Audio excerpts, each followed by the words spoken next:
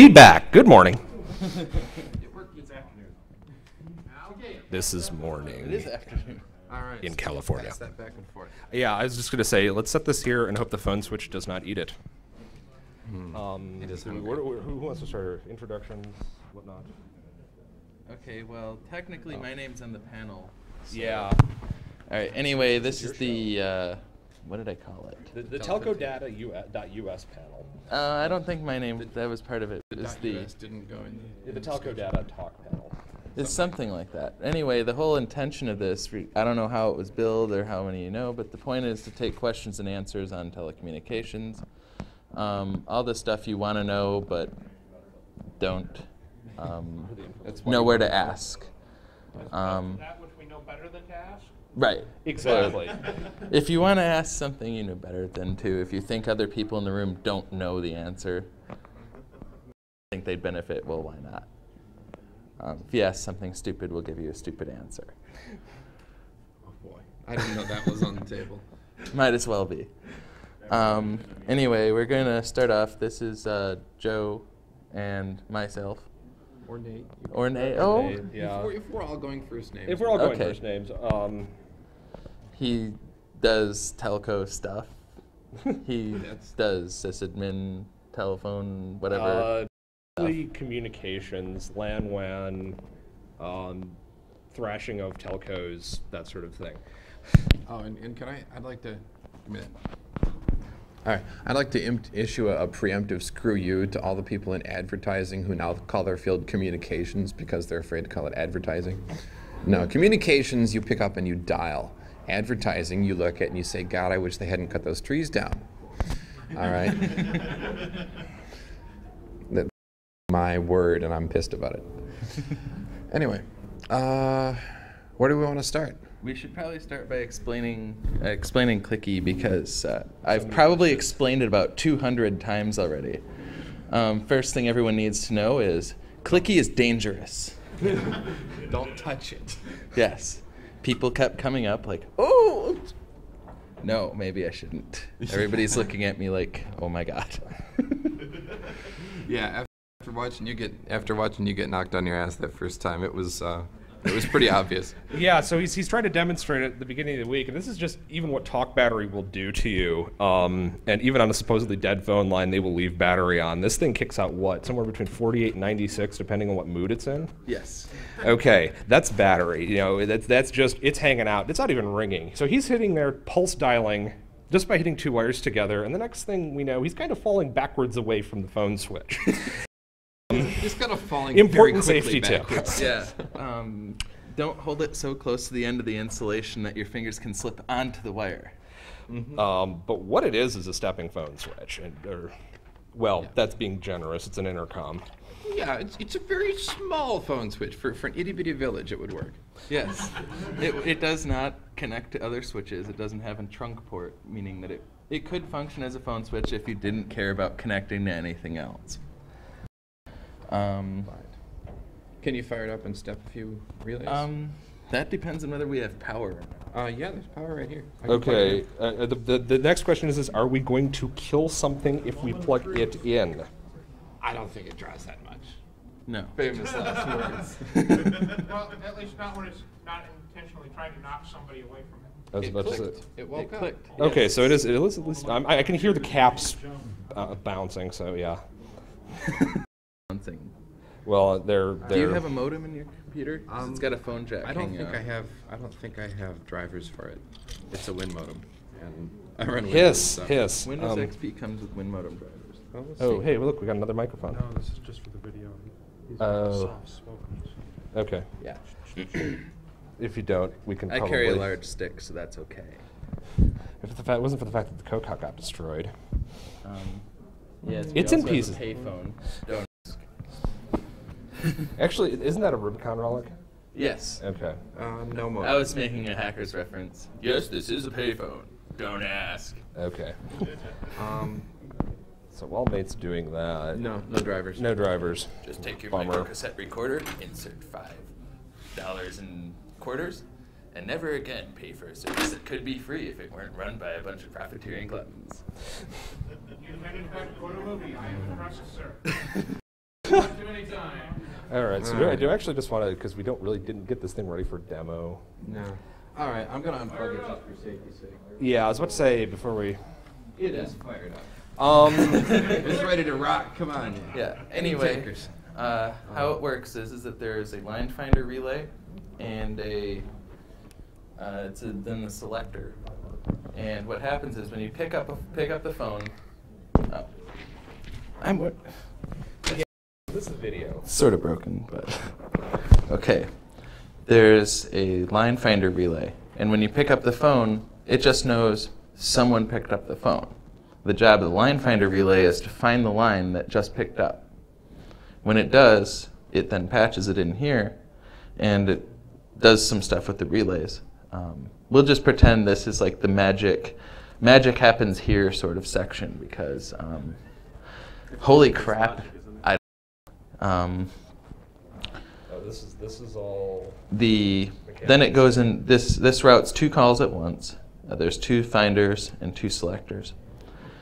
And what happens is this absorbs your pulse digits. So you'll be like dial 3. When it terminates, it then uses this relay to. It's constantly clicking when there's a line off hook, and it times the ringing cycle. Actually putting out ringing voltage, it's the ring generator relay.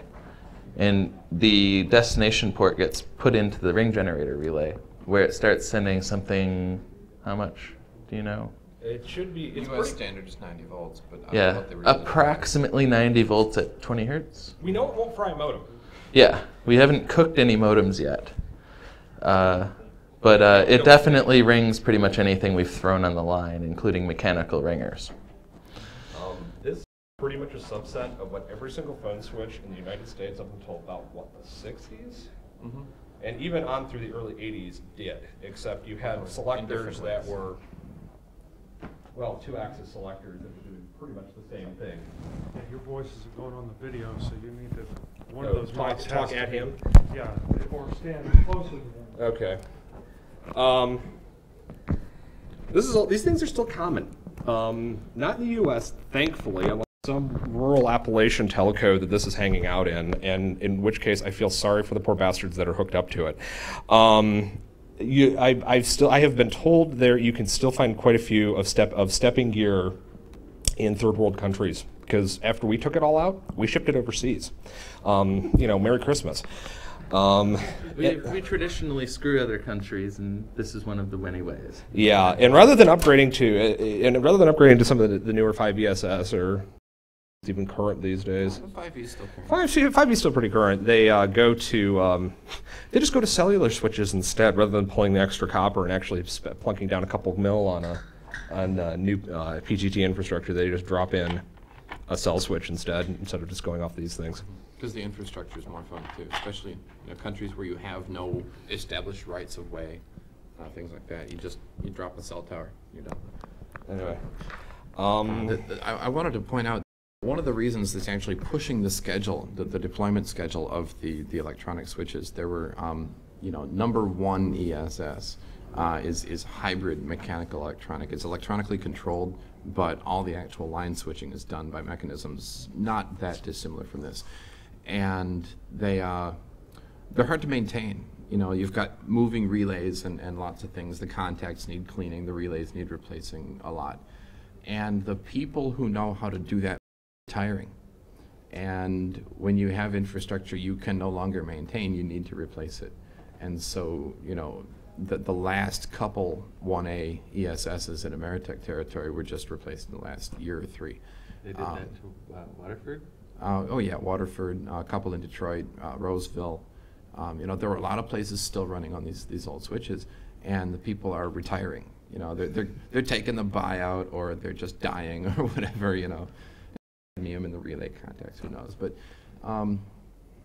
so the deployment schedule was kind of rushed because of that, and it's really interesting to watch them take out one of these old switches, because everything now is in cabinets. And it's all nice, and you just wheel it off the truck, you roll it upstairs, you take the feet off, you bolt it to the floor.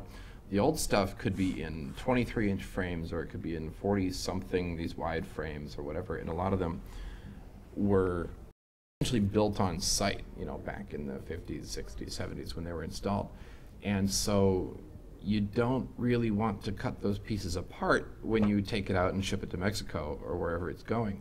And so they're trying to take out like 4 frames in a row in one unit, so they can just take the entire, trunk selector frame and run it down to some other country. Trying to get that thing out of the side of the building is impressive. I sometimes have to cut a hole in the brick of the CO. Yeah, most of those that are multiple floors, if you look at a lot of the older central offices, you'll see doors that are just going nowhere. Oh yeah, on the the side door of the coming out building. the side of the building. Royal Oak, Maine is a good example of this. You just look at the side of the building and there's like a door 4 floors up. And there's no stairs, just the door. And they're actually used to, when they installed the equipment, they would bring a crane up and they'd open that door and they'd swing the equipment off from the crane to that door. There's no swing about it. You don't want this hitting the side. You don't want $1 million Right. phone switch hitting the side of the building. It's not like they were penduluming it. Yeah. They were They kind of like hang- reaching for it. Yeah, they hang it there, like outside the door, and then they tell a couple of barely above minimum wage guys standing inside, like on the 3rd floor of the CO, looking down, just reach out there and grab it and pull it in. And we'll let the lead out of the crane and let it set down as you pull it into the building. Don't fuck up or you will die. Pretty much. Yeah. But the electronic equipment's a lot nicer. It's a lot lighter, It's usually rack mountable. and it's modular. So, Yeah. Yeah, you take out the heavy parts and you carry it up the stairs or whatever you have to do in a building with no elevator. You carry the other parts up the stairs, you put them back together. But the old mechanical stuff was not so kind. Though it does last, as is apparent. And you can see when it fails, because it arcs really nicely. Do you want to open up to questions here? Or? Absolutely, the whole thing is questions. I was about to say, at this point, questions, phone information, anybody's ever been curious about and wanted to know? Can I ask a question about the data site? I guess that would be fine, yes. Pass the mic over. Have a mic. Maybe, I apologize if it's like in the FAQ section or something on the side of this, obviously haven't read it, question, but the source for your data, what the source says, Uh-huh. when I put in an index and I get, this is the address, these are the exchanges, I mean, is that public and furthermore free information? That's an alert, isn't it? Well, they do sell it in LERG, but they also, for regulatory reasons, the North American Numbering Plan Administrator, or NANPA, actually has to publish a certain amount of the data for accountability reasons and for competitive reasons. They have to publish that information. It is actually available for download on their site. Yes, for free. It's not as comprehensive as what I have. It simply says this phone number goes to this switch, it's in this rate center, it's an Ameritech, good luck. And actually the number pooling is publicly available but really awful. So you see the thousands block data in there, and there's actually a spider that crawls a web page that is run by a different part of NANPA, and holy crap, is that some hairy stuff. It actually has to parse HTML simply because... Your hand is reflecting audio onto the mic. Oh, okay. Feedback, so. Simply because they have to publish this information. It doesn't mean they have to do it in a machine accessible way. And I would tell you exactly how to do it, but it's really unkind, and I'm not wanting to encourage people to do it, because if too many people do it, they'll probably use that as an excuse to stop giving the data away rather than put it in a machine-readable format. That's how phone companies are. They think this data is private. They treat it as if it's proprietary. It's really not. These are your phone numbers. They're allocated, and the phone network is really a public resource. It was subsidized by government-mandated monopolies for years. What you didn't pay them in grants out of your tax dollars, you paid them as a forced monopoly. You didn't have a choice. Canadian data is remarkably harder to come by, simply because they still have monopolies in certain sense. For the most part, they do. For the most part. And as such, you can't even get switch data. You can simply say, this is a number in L, it is a Bell Mobility. What about like telcos like Deutsche Telekom and Belgacom and all the French Telecom? I don't even remember what it's called. What about all the government-run telcos over here? Are they even more restricted? You don't get that information, period. You can't. Just like classified, super secret. They have no reason to give it out. What I can say from knowing somebody actually over in Germany who's dealt with Deutsche Telekom, and the generic term is PTT, is Post, Telegraph, and Telephony. Usually it's in most European, actually most countries other than the U.S., Canada, and I think maybe Mexico, though I can't say. Most of the stuff is still government monopoly. And they treat this stuff like it's more than nuclear classified. Getting information out of them, getting them to even install a phone line is very, very difficult. I remember in one instance he was saying, oh yeah, I just had 3 ISDN BRIs dropped in my office. I don't know what the numbers are. They just ordered them, they showed up and installed them, and they won't give me my own phone numbers when I call them up, because I can't validate that I'm a customer because I don't have my phone number.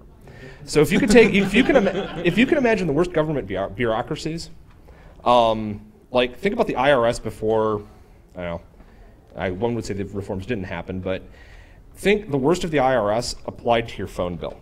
Yeah, and the thing about BRI that makes this really suck is that generally your SPIDs are based on your actual phone numbers. So if you don't have information, you can't connect to the switch and turn the lines up in order to call someone and have them read it off their caller ID. A SPID is a, God, I can't remember the actual acronym it stands for. Yep. Yeah, Service Profile Identifier. And basically, it's an internal numbering thing for the switch. You say, I am SPID so-and-so, and it goes, cool, well, I have this DID and this DID and this DID for you. I'm going to direct traffic your direction for these numbers now. Realistically, in the United States, for BRI, we tend to simply assume there's only one DN for each SPID. There's no technical impediment for you to not have 20 numbers assigned to your ISDN line, but they just simply won't in most cases. Or can't. A lot of times they're bringing stuff out, and the switch can't even speak anything other than that because they didn't think anybody would ever want to do it, even though it's in the spec. I found in many cases too, phone companies actually limit what they offer based on what their provisioning and billing systems are capable of billing. Because there's no reason, for example, that you can't have the phone company do an IVR menu for you. Any of the computerized switches actually support the ability to play a recording and absorb a digit and route the call based on that. So they could be running a phone switch for you and just drop you 5 lines instead of 1 for each handset, but they don't because they have no way of billing it and no automated way of setting it up. Centrex is an interesting beast, and it depends on, what I can say is it depends on the state. Even if it's one theoretical LEC, if like SBC or now AT&T, depending on the state you order Centrex in, they all have different feature sets because of the tariffs and because they, as much as they claim they're all one phone company, you've actually got something like 50 different billing systems. It's not uncommon. It also depends on the switch. As far as doing things like, assigning multiple DNs to a BRI and things like that, switches are notorious for implementing everything you could possibly imagine.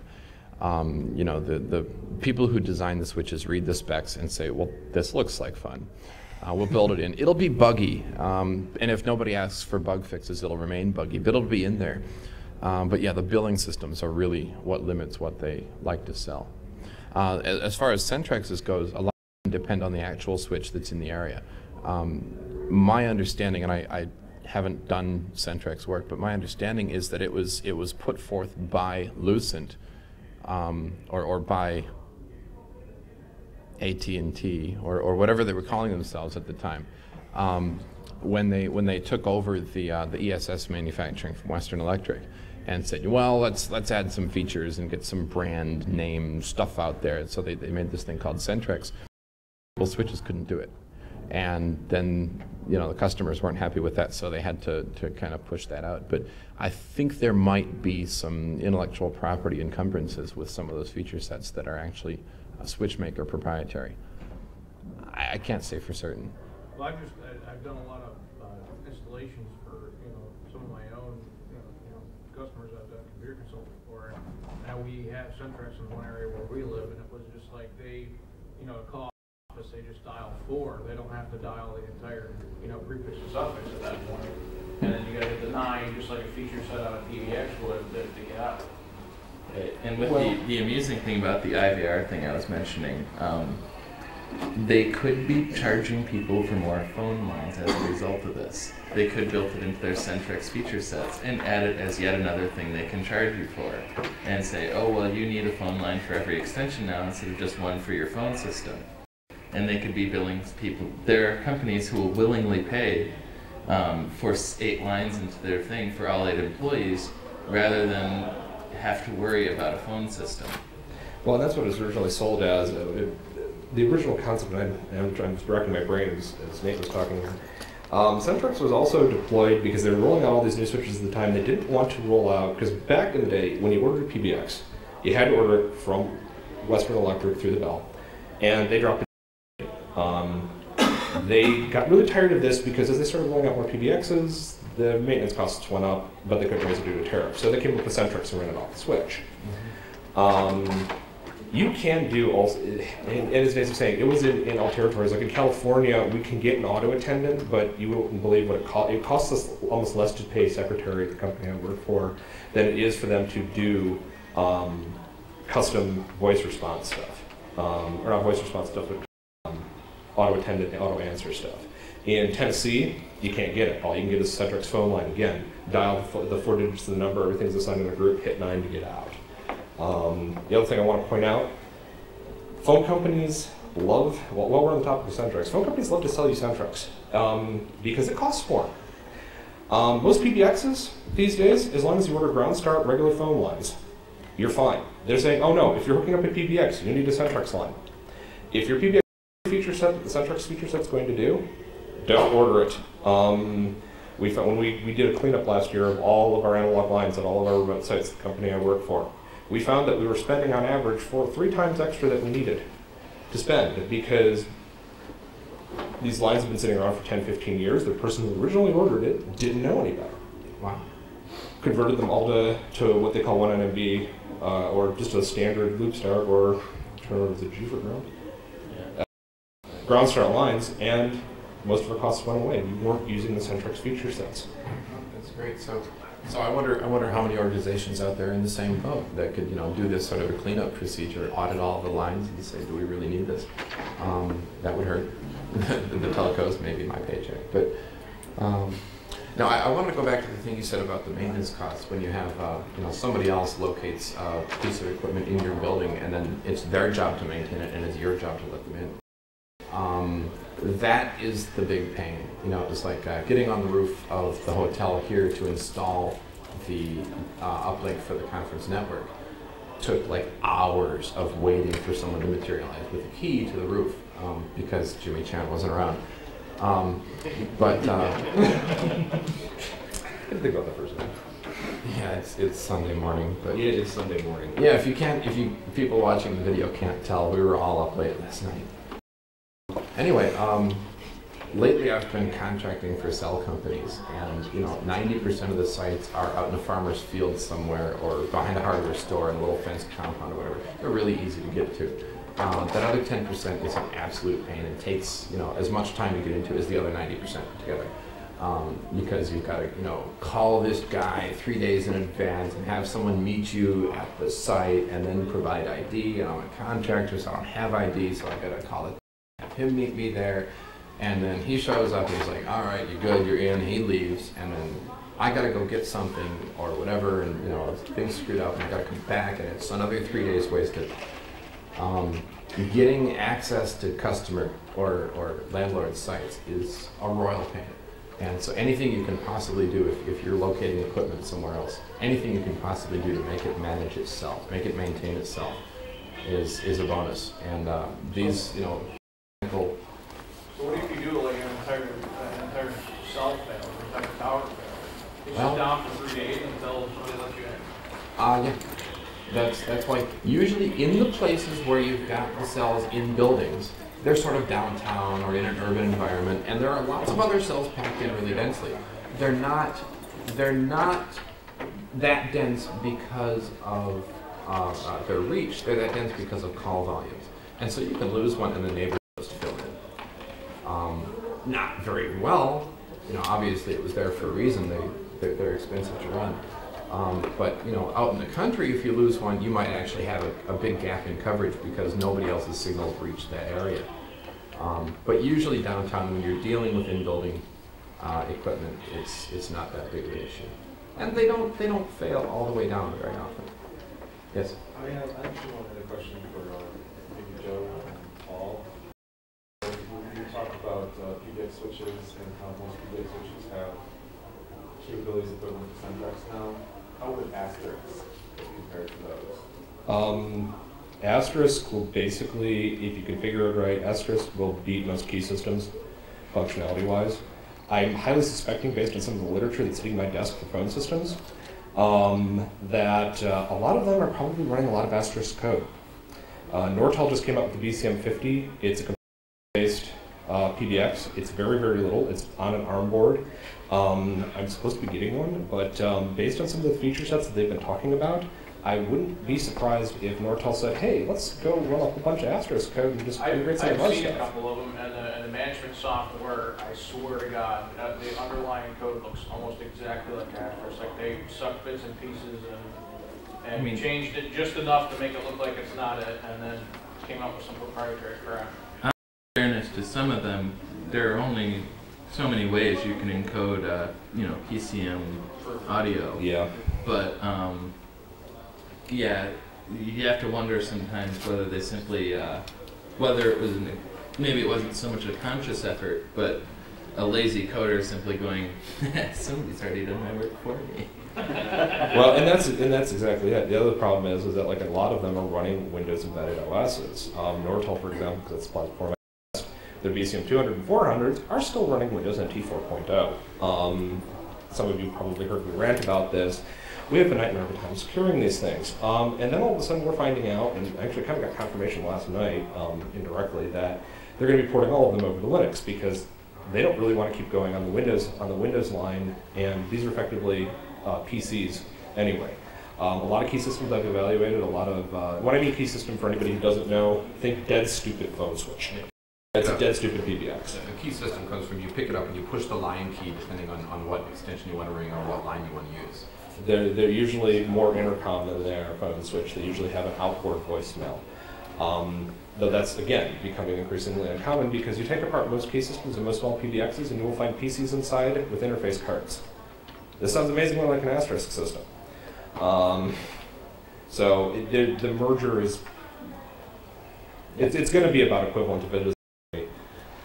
And the question would be, if you get one of these things, out of a dumpster somewhere, you tear it apart, you go to the drive, and you say, gee, look at all these nice interface cards.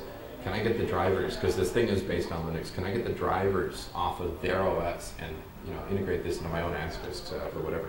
That's the big question. There's so much interesting telco hardware out there, and it would be great to be able to use, a line module from a DMS switch or something like that, just as a FXS card for your Asterisk box. Yeah, sure, I want to serve 11,000 lines. If you just had drivers for it, it would be great. You'd need like a P4 for that. No, but that's where a lot of their work is going, and I'm suspecting that they're kind of sticking with the proprietary hardware simply to prevent the cards in these little key systems and so on from walking off, because it's to get working. But as that changes, as they realize, maybe it's not worth their while to do the proprietary approach, as more and more parts of the system get standard, we're going to see more and more of this really capable hardware on the market that you can just plug in and use. And that's going to make everybody's job a lot easier. And a lot of the things I'm seeing too lately are, the switch deals in trunk lines, and you bring out, say, like an ad tran and break it out into actual lines. Mm-hmm. So, you're not even necessarily seeing copper going all the way back to it anymore. It's simply switching high cap circuits, which have breakout devices at the end of them. That's true. And that's really the way it should be. Yeah, agreed. Couldn't you I always thought it would be cool if you could make your own personal telco. You'd have your all your Asterisk boxes, and then you go up to channel banks, you go to sub copper to sub home. Could you be just like Verizon and basically do this with Asterisk? You could. Telephone company regulations prevent you from putting switching equipment in other people's central offices. So you would have to get a channel bank at their central office. You'd have to gain CLEC status. You would have to negotiate interconnect agreements. You'd have to pay to co-locate your equipment there and then run T1s back to your switching center. Where, God help me, hope you're not running just Asterisk, or at least more than one of them. Well, on top For the love of God. you'd also have to be running SS7 as well as part of the interconnects, which I believe it's kind of been SS7 as of the last one. Yeah, there are projects for that. Yeah. And for everybody who doesn't know, SS7 is basically how phone switches talk to each other between central offices. It's the mother of all signaling protocols. There are parts of it that are used for simply saying, trunk one, line 4, there is a call coming from this number, we're trying to get this number, can you complete the circuit? And it says yes. And then it starts ringing the end party and it comes back saying, I'm ringing the end party. And then the call either picks up or it comes back and says, the user is busy. Or it will say, the user has picked up, open a voice path, supervise. Just begin billing. There's also where you'll notice at a certain point in time in the late 80s, the phone company started offering automatic callback, where it would just continuously call a number, and it would ring your phone when they were no longer busy.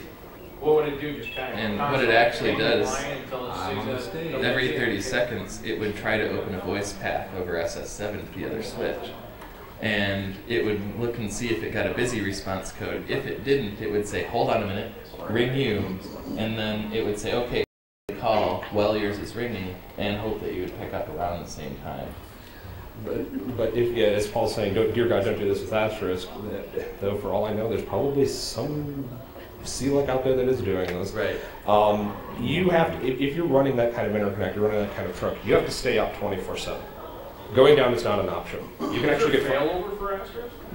Well, that's the thing. You'd have to set up multiple redundant Asterisk systems It's and not trust. Asterisk that we have the problem with. It's that you've dropped an SS7, like you can actually affect the phone system in a negative way, because the other thing that exists, not only is it trying to open signaling paths, and there are timeouts. So, they're just squirting over the path, hey, can I get a path? Can I get a path? Can I get a path? And they're waiting for you to reply.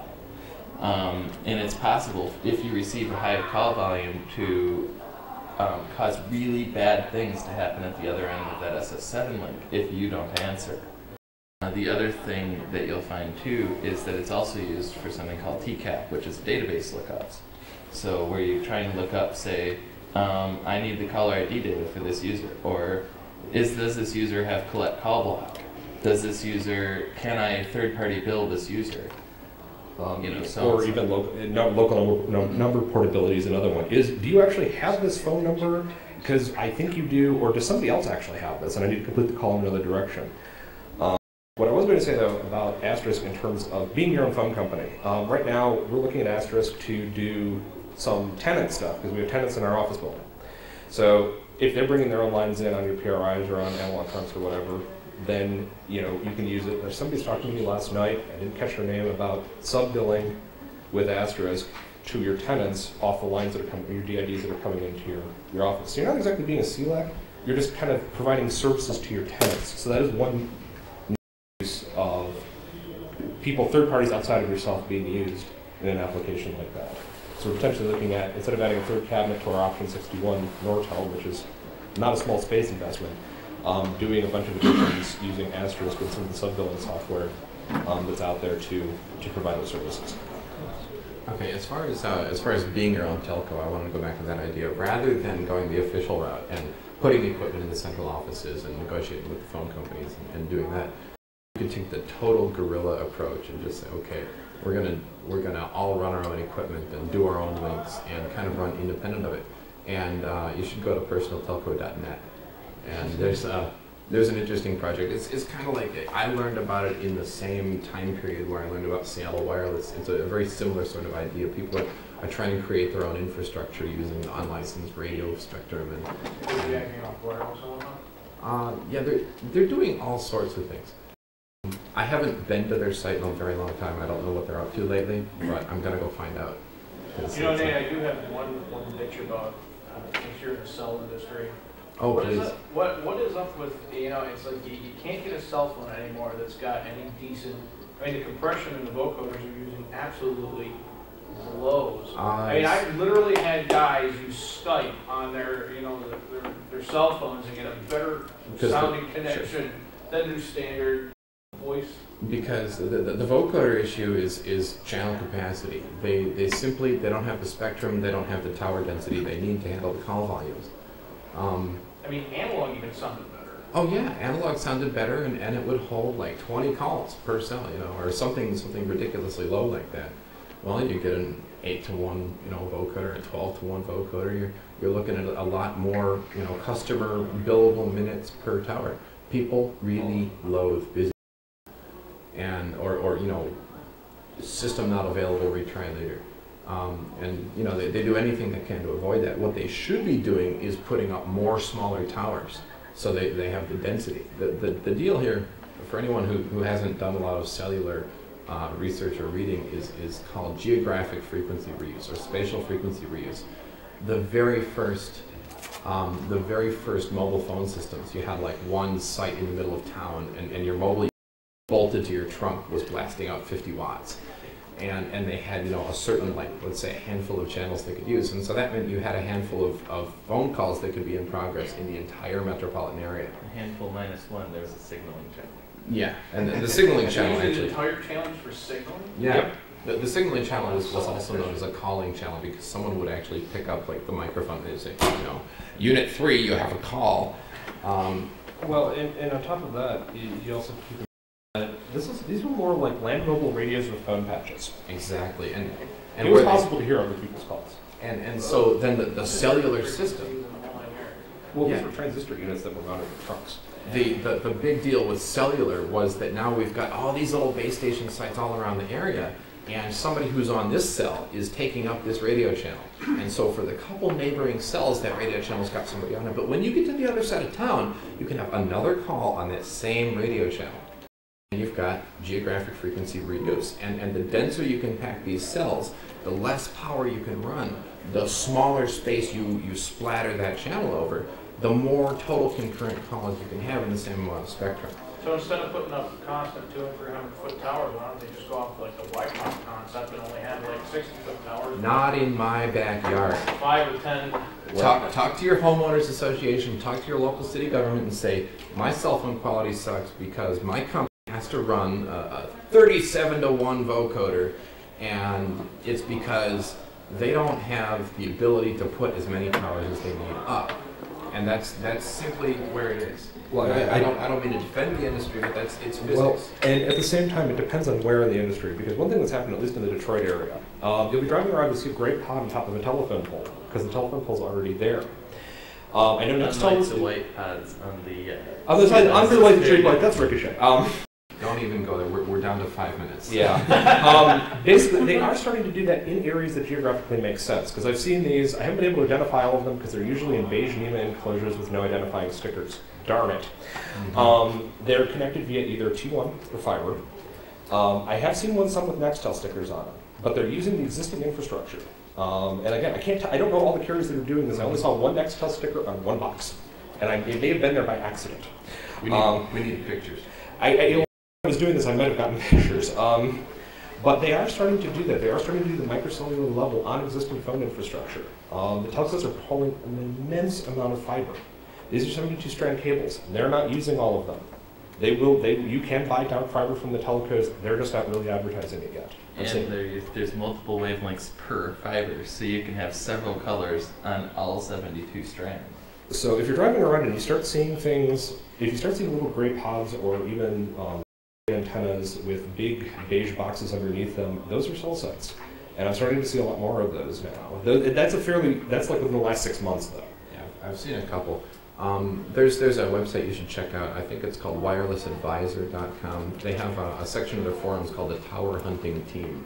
And they love the cell phones that are disguised as trees and clock towers and stuff. But in general, they collect pictures of different types of cellular equipment. And You start seeing these things out there and you don't know what they are, take a picture, post it up on Tower Hunting Team with as much data as you can gather, and let the people comment, because there's some really knowledgeable people on those forums. I really like the West Bloomfield tactic where they had the 200-foot tall T-Mobile pine tree. No, it's Sprint. Oh, it's T-Mobile's on it too. Oh, that's right there. Yeah, basically, City of West Bloomfield, Michigan said, you can't build a cell tower that's that high, you have to disguise it. So they put RF transparent fake pine branches around a, what is it, a 200-foot tower? It's a 200-foot tower. It sticks out like a sequoia, which, by the way, don't grow in Michigan for anybody who's not from Michigan. And so it's even more obvious than anything else. Trees, tower, trees. Seriously, we got 5 minutes? No. Yeah, well, you do have 5 minutes now, but okay. He has a question though. I just wanted to say that my family has a fields, and next to it there's a walnut field. It was recently cleared out, and within 2 days or so, it seemed, a huge palm tree sprouted up. This is Southern California, and it's perfectly straight, and then it has leaves at the top. And it's a cell site. And we were like, we didn't see that 2 days ago. Sudden pine tree growth for the people in the video. Palm tree, rather, right? Somebody missed a voting meeting. We've got one of those pine trees in Basking Ridge, New Jersey, too, right off 287. Take pictures. There are thousands of these things out there. Andrew and a couple of other companies make these disguises. It's like Andrew has been making microwave equipment and antennas and towers for decades, and now they're making pine needles and things like that, because what the companies are buying. There's so many varieties of these disguises. Towers, it's hilarious. Yeah, the biggest problem everything has is not in my backyard. No one ever wants this stuff to be in their neighborhood, but they want their cell phone to work perfectly. I've noticed that even with Wi-Fi, they're their own worst enemy. It's like, especially in rural areas, people come to me all the time, how come I can't get cable DSL? I'm like, well, we can put a 200-foot tower up there. Oh, I don't want that in my backyard. Well, how bad do you want service? Yeah, too bad. That's how it you're your works. own damn worst enemy. What do you want here? Like the rich towns who can afford to make like a wireless infrastructure, they're all like, well, I don't want these unsightly boxes hanging off my light poles. There's no way. Those look like shoe boxes. They're awful. And it's like, well, fine. Don't have wireless on your city. What gets me is that, back when all these electric utility poles were put up, nobody cared, and we've gotten so used to them, we don't even see them. And some neighborhoods are putting their utilities on. Most of the time, you drive down the road, there's this huge forest of wires, and then people are like, one more tower. Oh no, we can't have one more tower. You gotta get used to it. Something to hit. That's why we The other don't thing bury is that the towers are frequently painted with that kind of light absorbing gray paints. They tend to, no matter what the sky color, they tend to blend in. Yeah, the kind of sky bluish. Yeah, you can do that. It doesn't work that well. Or maybe it's just me. I see towers everywhere. Yeah. We say because we're apparently time. We're gonna get one more question. Or? Well, you guys still have like 3 minutes. So Oh, okay. 2 short questions or a long one. What about cell phones? Well, what about caller ID? And why the hell that caller ID was named does not come with cell phones for some odd reason? Why is there an interoperability thing there? There's no capability in the protocol for them to send a name, and where there is, the phones themselves or the switches don't. Is that due to regulatory? No. When the cell phone protocols were written, nobody wanted caller ID with name on their phones. When they were originally written, no one wanted caller ID. Then they found a way to send caller ID. I think in the analog spec there may actually be a caller ID with name set that you can do, but nobody ever supported it. And just like the second NAM, there's so many things that weren't, just like any other telco thing, there's so many features that they don't actually support because they didn't know we're there, or they can't convince management that this is a good idea, or... Can't you just build a box to stuff into the data stream? Pester your provider. That'll get that box built. Yeah, it ultimately comes down to also what flash they're going to put on the phone, what infrastructure they're going to do. I mean, if you ever really want an interesting read, go download the GSM spec sometime.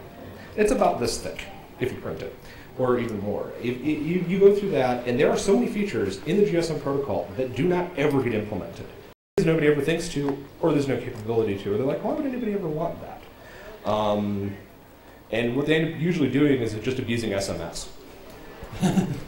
Yeah, and there was some carriers to this day use SMS to indicate you have new voicemail, simply because they didn't implement message waiting in GSM.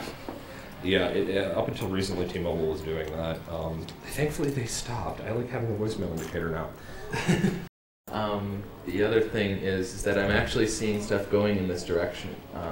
I ported my number to Sprint not too long ago and found that suddenly I have an outbound caller ID with name, which means they are doing that too. They are interconnecting with the CNAM databases now. So, you know, as they do this, they will gain the technical ability to look up names and provide them to you. Maybe the next set of phones will do that. Well, and actually, the other rumors is when they go to the new CDM, was it CDMA 2000 at this point? No. WCDMA. WCDMA probably. Yeah. WCDMA, or the next gen EVDO data services, they can start doing QoS, quality of service. Supposedly, some of the new voice traffic is going to be carried voice over IP style on private subnets. Sprint is Sprint's notorious for wanting to do this, and so you may get those features. Yeah. So what would you say? I was going to say a lot of this, the move to voice over IP over cellular data, is actually driven by intellectual property problems where, you know, there are patents on like push to talk, which I didn't know you could patent. It's like the way radios have worked since Marconi's day, but you know, whatever. If you do it this way, Yeah, that's all. But if you do it over IP, it's not under somebody's patent. So we're out of time. Yeah, I think we're out of time here. So thanks for being such a great audience.